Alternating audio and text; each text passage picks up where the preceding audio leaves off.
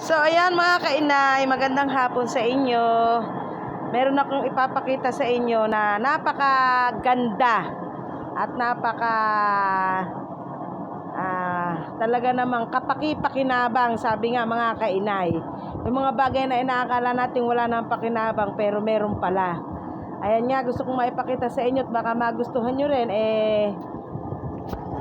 Maganda at malaking bagay sa atin, lalo na sa budget. Ayan na po, ginawa po ako ng aking asawa ng Calandius oil. Ayan mga kainay, oh. Ayan po siya, ang lakas, oh. Tingnan nyo naman mga kainay. Ayan, oh.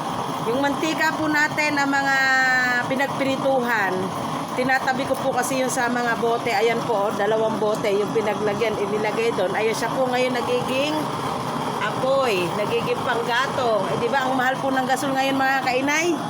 So ayan, tingnan nyo naman mga kainay, oh, para ka naman talaga nagsisindi sa ano. Ayan, oh, kukulo na yung tubig ko mga kainay. Ayan, oh, kaya kung gusto nyo mga kainay, magpagawa lang kayo dito. Available po. Ayan, ayan po si Kaitay. Siya po ang ano niyan. Ayan, tingnan nyo ang lakas, oh, mga kainay. Yun lang, gusto ko lang i-flex sa inyo.